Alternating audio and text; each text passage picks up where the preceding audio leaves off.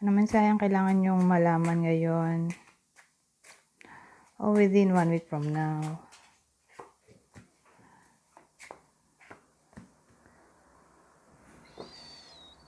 So, may ano tayo dito. King of Hearts at 8 of Diamonds. 8 of Diamonds. Ano to? Surprise date. Either yung lalaki, yung magsusurprise dun sa karelasyon niya. O siya yung masusurprise. Ganun ang dating. May lalaki tayo dito. King eh. Masusurprise siya. O kung di siya yung masusurprise, ay siya yung mangsusurprise. Pero more likely in terms of love. So again, unexpected date, surprise date. O surprise.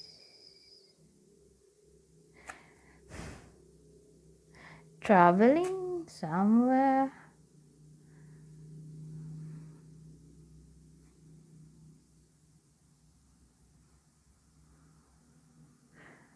O proposal na siguro to engagement. Para sa iba sa inyo, magpo-propose na yung lalaki. Pero applicable lang to kung mayaman.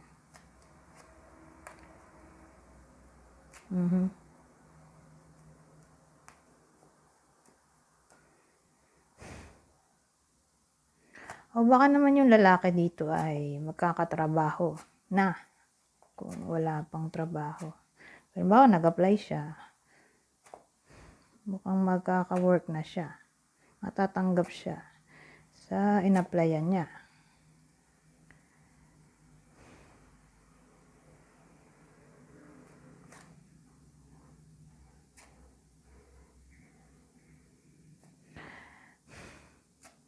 O sabihin natin yung lalaki dito, magta-travel. Tapos, dun sa pupuntahan niya, dun niya mamimit yung new love interest niya. O magiging new love interest. Pwedeng dun sa mismong place o sa vehicle, who knows. Basta while traveling, dun niya mamimit yung new love interest.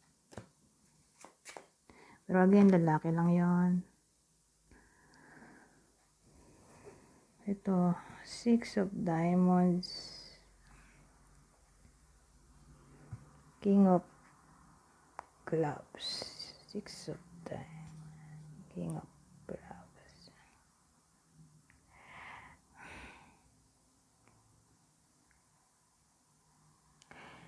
Pwede rin naman ganito. Lalaki, di ba?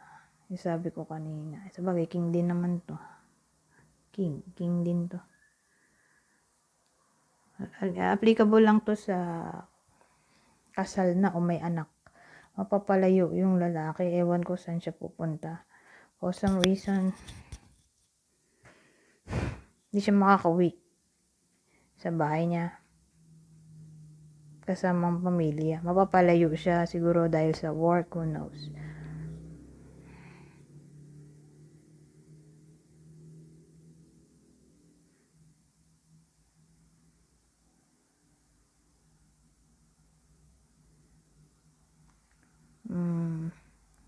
Pero ang tatamaan lang nito, lalaking maputi.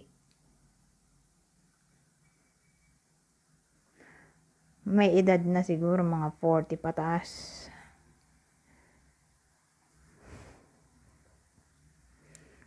Iba ring senaryo. Yung iba sa inyo, kung hindi man tumama sa inyo to ay sa someone na kakilala nyo.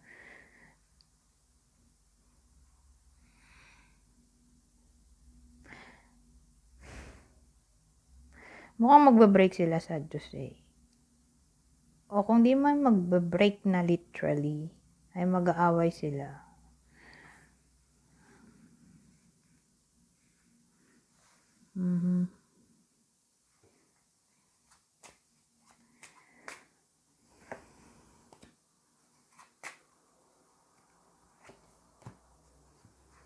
Ito, 9 of Diamonds at Six of Hearts.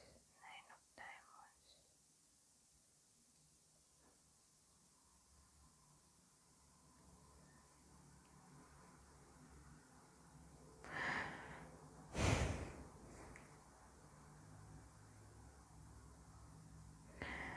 Well, ito pangit to.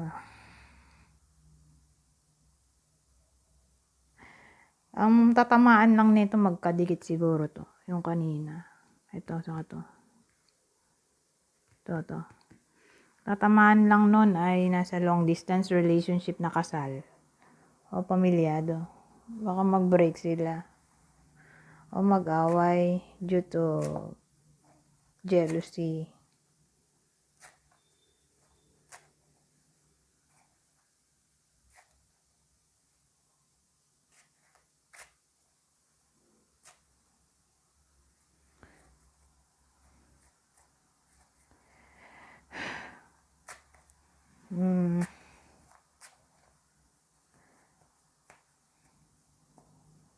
O pwedeng sa long distance lang yun, ha? Doon lang sa long distance.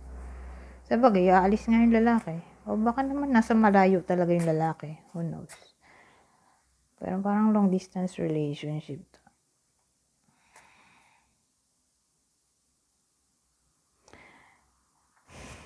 Ngayon, ibang senaryo.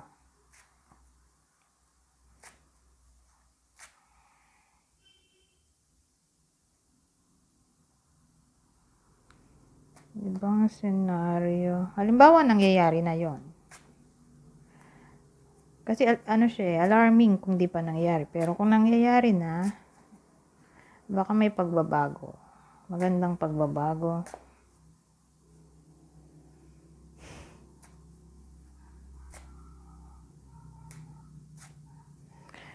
O sabihin nating financial issue to. May improvement.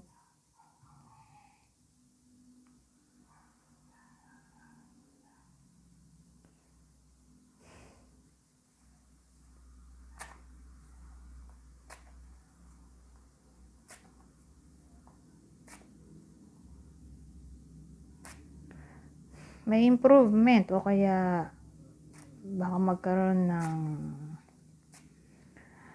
unexpected money. Sabihin nating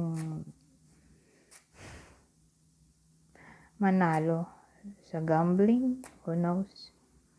Pero ewan ko, mukhang magkakapera yung iba sa inyo. Pero kung tataya nga sa mga kung ano-anong small time gambling, baka manalo.